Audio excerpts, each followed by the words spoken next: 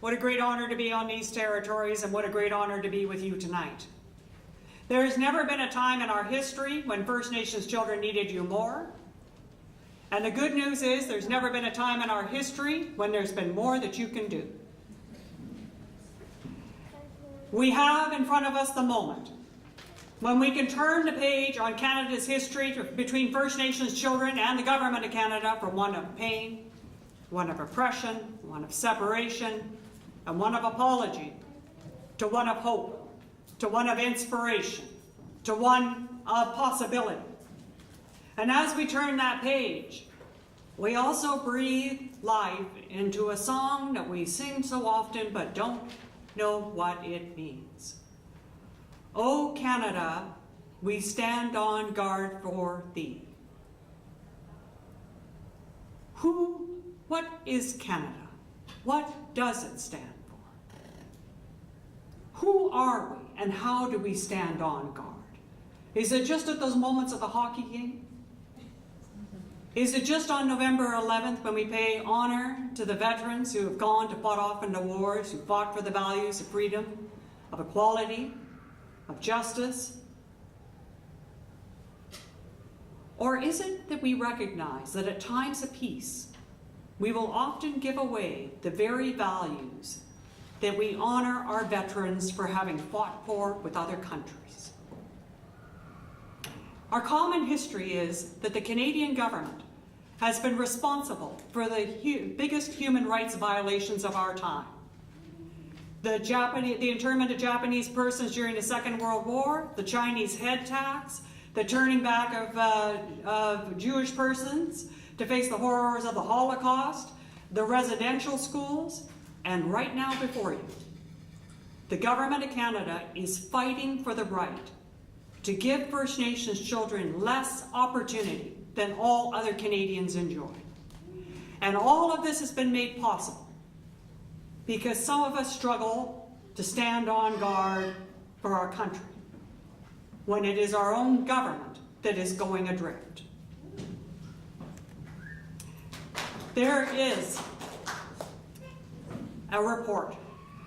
It has a line that says, "Can anyone hazard a guess as to what year or what century real equality for First Nations children will be achieved?" That was written on First Nations education in 1967. I was 3 years old. Canada builds 2 bridges for its children. There's a non-Aboriginal bridge, and it goes over a very fast, deep running river. And that is not as strong as a wealthy nation like ours can make it. But thankfully, to the resilience of the children and their families, most of the kids make it over to the other side to become adults and live out the lives of their dreams, being proud and fully part of who they are. And then there's the bridge for First Nations children. Now, the Government of Canada provincial child welfare and education and health laws have displaced traditional First Nations laws on reserve. So they apply on reserve, but the federal government is supposed to fund it. And as Sheila Fraser will tell you, and many other Auditor Generals before, they fund them at a far lesser level than all other Canadians enjoy. So the bridge only goes about 2/3 over the river. And as First Nations youth are dropping into the rates of high dropout rates, high incarceration rates, high suicide rates, high child welfare placements, and First Nations children, young people, community members, experts like Sheila Fraser and our non-Aboriginal allies are screaming at the government saying, "Please finish the rest of the bridge." They look back at us and they say, "Why aren't you thankful for the 3/4 of a bridge we built for you?" And when that does not work, they raise questions about our financial management.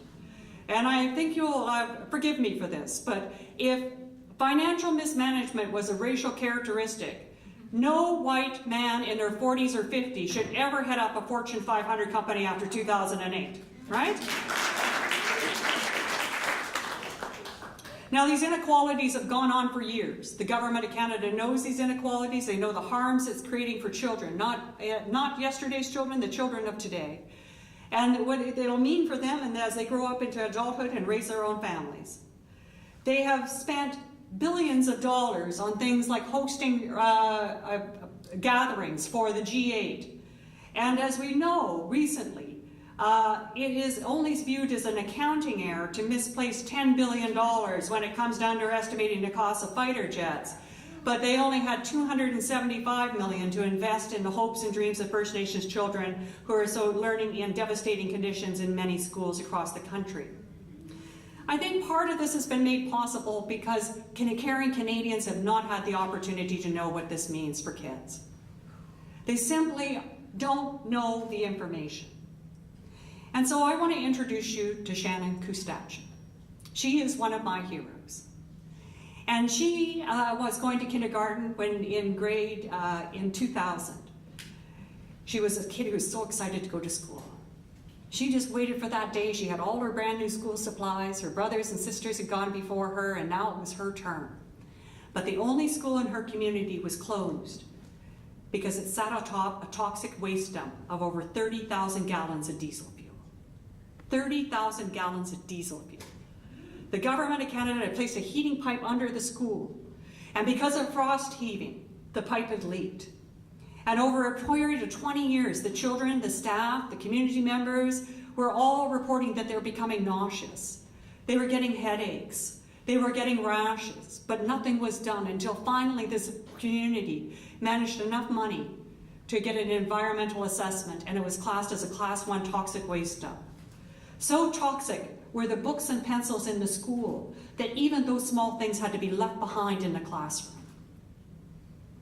So the government of Canada in 2000, when this beautiful girl was 5 years old, brought up portable trailers and put them on the playground of the contaminated school.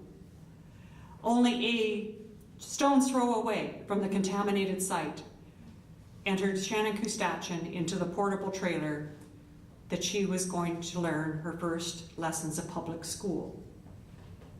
Now, she didn't dream of growing up to be an activist. She just wanted to be a kid, and she loved to learn. But one thing that was really surprising to her is that she was raised in her Cree traditions and in her language, and that she was taught that when leaders make a promise, that they have to keep it. And the government of Canada made the children of Attawapiskat 3 promises for a new school across 2 political parties, and they failed to deliver.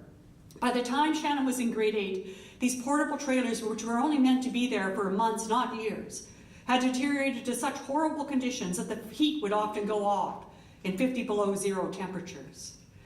The children would have to bring their snacks to their desks to guard them against the infestation of the rats. Black mold was growing in some of the trailers. There was no library.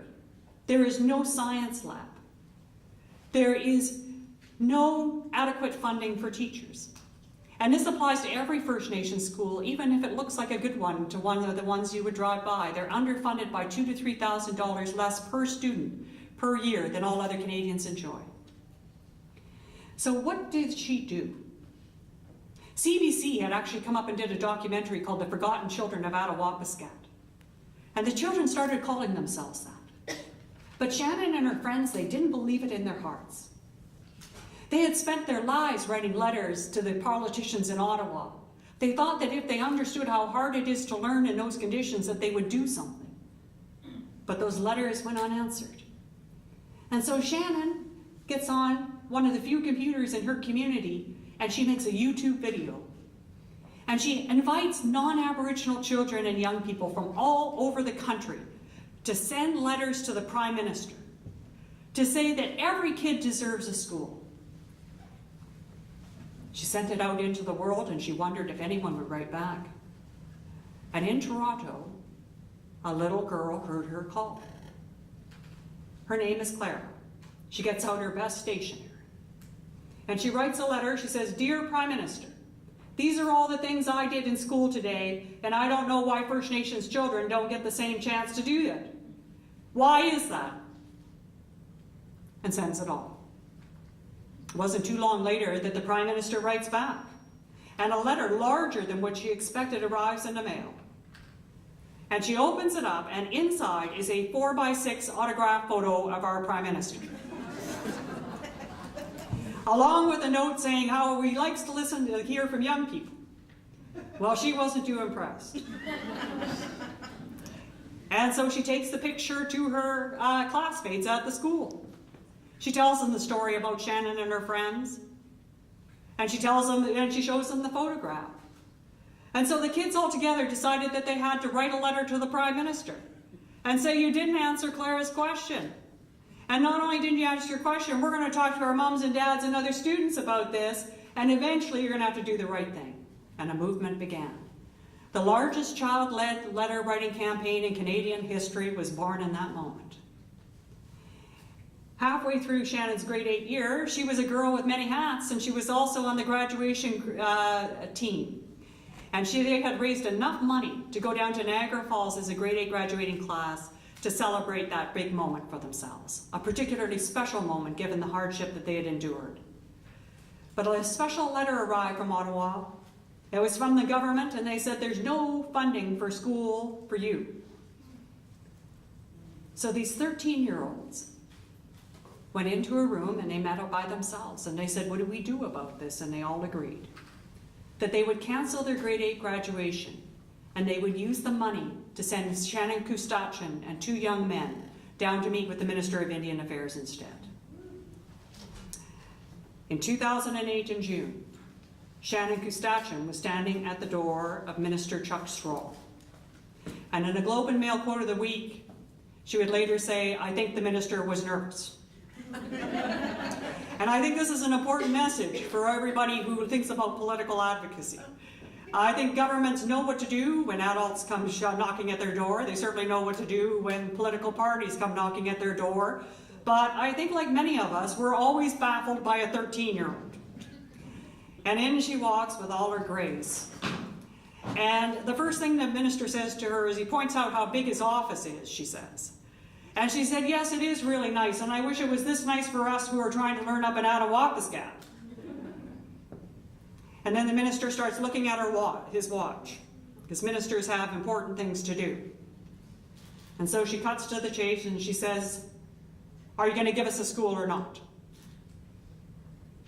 And he said, no, I can't afford it. We can't afford it. And Grace, beyond her years, she stands up, she looks at the minister straight in the eye. She puts out her hand, she says, thank you very much for meeting with me today, Minister, but I don't believe you. And I will never give up, because school's a time for dreams and every kid deserves this. This is her 2 hours later in front of Parliament. So nervous, she didn't know what she was going to say to the world. Those of us who were standing next to her could even hear her paper shaking as she was standing there, and she would tell the country what she had told the minister. That she will never give up, because school's a time for dreams and every kid deserves this.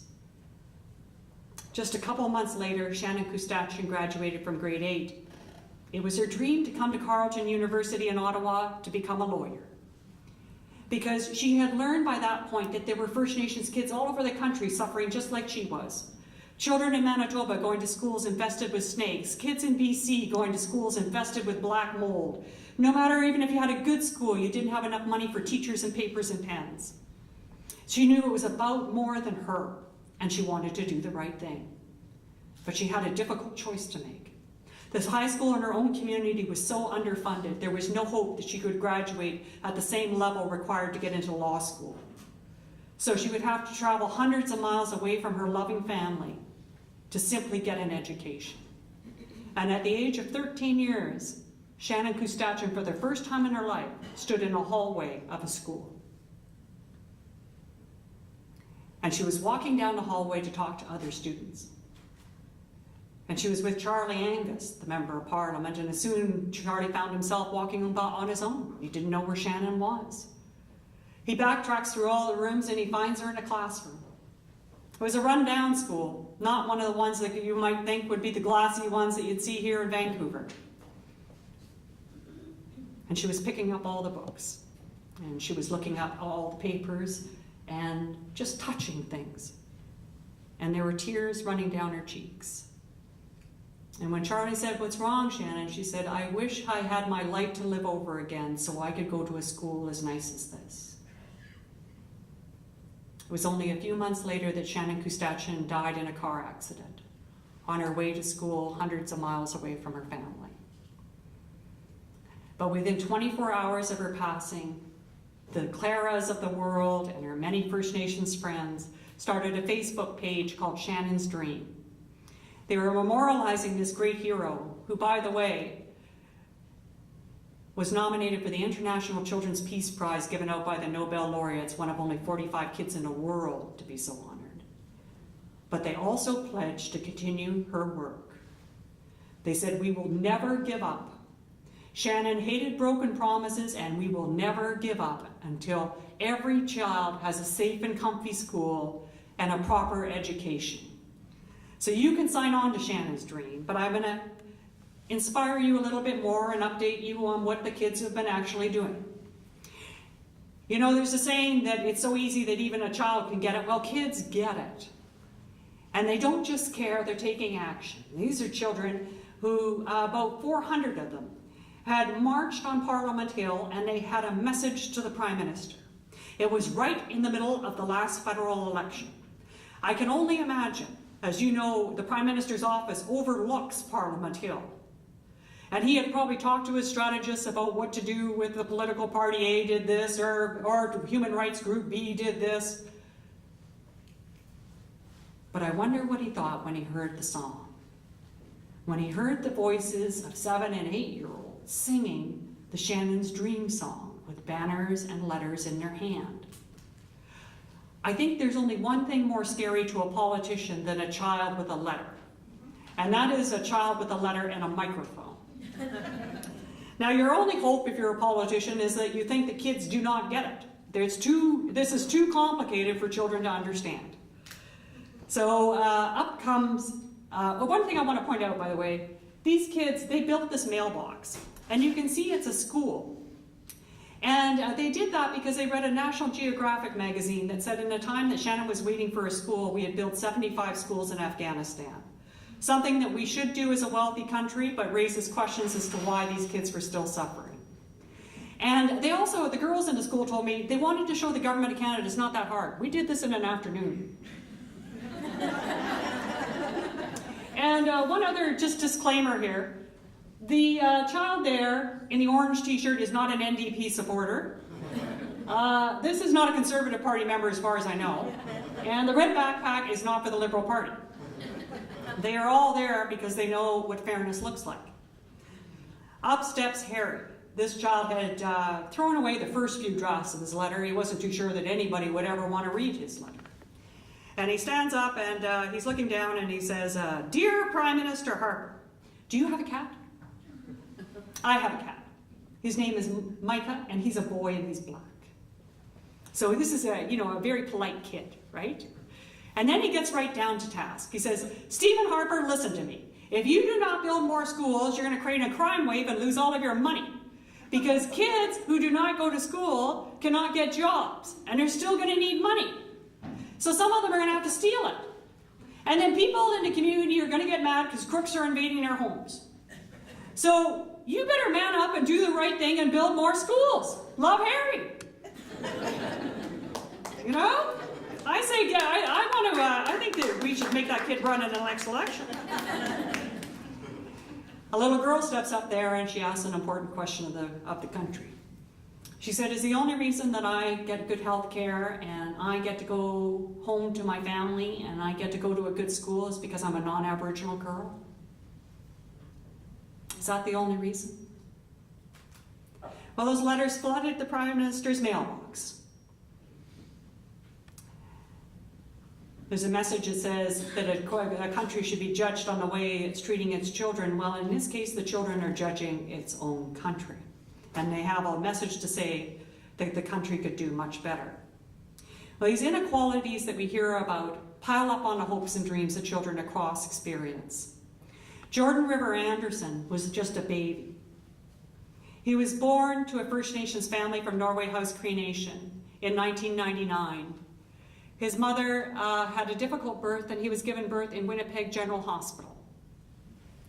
But because the government of Canada is not too sure it wants to pay for provincial health care costs, and the government of Manitoba is pretty sure that it's a federal government responsibility to pick up the tab for a child on reserve, when Jordan was ready to be discharged his second birthday, the government said he couldn't leave. The doctor said he was ready. The government said he couldn't leave because he's a First Nations child. And we don't want to set a precedent of picking up a federal government cost, Manitoba says.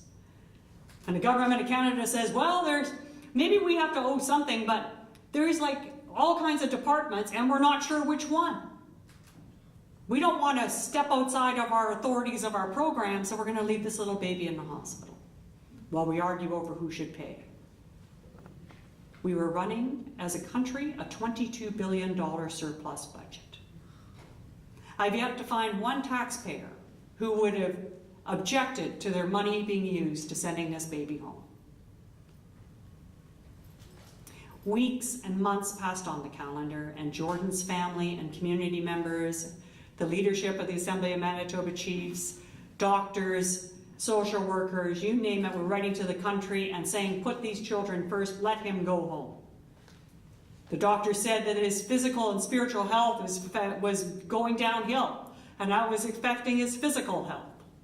Do something. They did nothing. They had another meeting, they had another case conference. Jordan waited 2.5 years in that hospital bed before he died just before his 5th birthday, never having spent a day in a family home. He died there because he was a First Nations child. There's no other reason. Jordan's family wanted something very simple to be done. They said that we don't want this to happen to another child, and we knew that it was. So Jordan's principle says something very basic, where government services is available to all other Canadians, and one of these payment disputes crops up, the government at first contact, provincial or federal, picks up the cost, and then they can argue about it later. It makes sense, it's Canadian, and it's fundamentally a human value. Jordan's principle was supported by a unanimous motion in the House of Commons in 2007, but Ernest Anderson, Jordan's father on that day, said, do not allow what the good that's being done in my son's name today to only be a moral victory. Only weeks, if not months later, the government of Canada said, Jordan's principle really doesn't apply to all government services. It only applies to children with complex medical needs with multiple service providers. And besides that, we need to talk to the provinces before we could ever implement this. We don't know, we wouldn't want to pick up a tab without the provinces be there. And by the way, we're going to implement this case conferencing model for every child that comes up to your position. And meanwhile, in the government's own documents, it was talking about Jordan's principle and the lack of implementation and the impact for kids. And you can see here, they say that although we've not found situations where the federal government's been found liable because of child fatalities or critical incidents, we believe that they exist, and unless solutions are found, they will continue to occur. This is your government. They go on to talk about being exposed to liability concerns because these children may in fact die as a result of waiting. Now, even if you accept Canada's very narrow definition of Jordan's principle, Marina Beadle would tell you that the government of Canada is not even implementing it in that circumstance. Now, as you can see in the picture, Marina is an elder. She's from the Mi'kmaq Nation in Nova Scotia, and she's a single mother of 2 young men. Jeremy is in the picture, and if Marina was here, she would tell you, the first thing she wants to tell you about Jeremy is that he's her son, and she loves him to death. The second thing she wants you to know about him is that he loves the powwow drum, and he loves art. He just comes alive when he sees those things.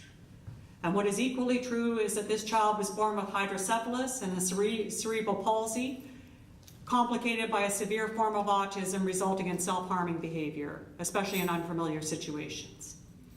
With almost no support, because there's very little support available to persons with disabilities on reserve, even less than what non-Aboriginal people would receive off reserve. Marina parented him for 15 years.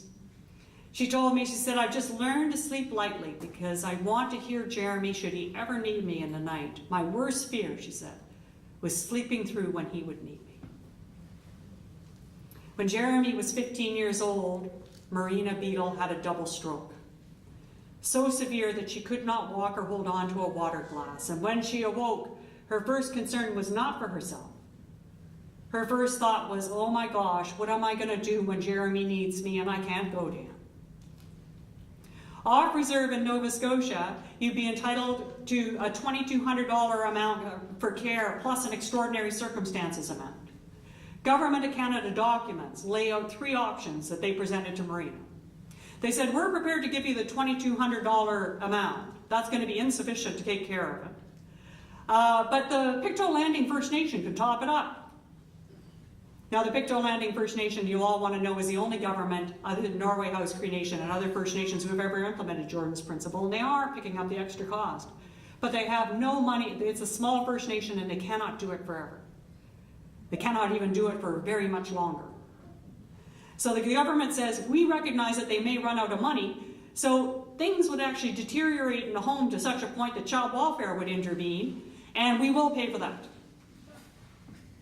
And then there's option 3, is that they were willing to have Jeremy placed in an institution hundreds of miles away from his family, and they would pay whatever it costs. And remember what I said about Jeremy's self-harming behaviors? There is no reason for this child to be removed from a home. This is not a mother who is trying to get rid of her child or relieve herself of the stress. She wanted to keep it. So what would you do if you're Marina Beadle? Would you hope that the First Nation kept the money, and then what are you going to do when you run out? Are you going to allow things in your home to get so bad that child welfare intervenes? Or are you going to place them in an institution? Well, this courageous woman said no thank you to all 3 and lodged suit against the Government of Canada, alleging that it is in violation of the Charter of Rights and Freedoms and is discriminating against Jeremy by not implementing Jordan's Principle. Now, in October, I find myself in Halifax. The Government of Canada has the legal right to cross-examine Marina. The Government of Canada is defending the taxpayers, that would be you and me. I was ashamed. I know it's their legal right, but I've yet to find one caring Canadian who can say that they think that putting a mother who has gone through a double stroke, who's caring for a special needs child, who's at risk of losing him because she's being denied services available to all other Canadians through the stress of a cross-examination, is good for the country. You can read the court documents online. When Canada is being cross-examined, the Canadian government agrees that these are the options, but they're not apologetic about it. They said, you know, that is the process. It's not a Jordan's Principle case, they say. It's not that we're not humane. We understand this is a difficult situation for the family, but we can't do anything about it. And implementing Jordan's Principle is complicated. So what do I do when I hear the words from government officials or others that things are complicated for kids? I go to the experts. Grade 3 classes. So I ask the grade 3 kids. I say, kids, the government cannot figure out how to implement Jordan's Principle. Who here has an idea on how to do that? Hand go up immediately. Little guy says, rock, paper, scissors. Think about it. That makes more sense than what they've come up with at the highest levels of the Canadian and provincial and territorial governments over the last 7 years. And another little girl said, you know what, they need to take turns, or they need to share. But if you fight over things, nobody wins. If you fight over things, nobody wins.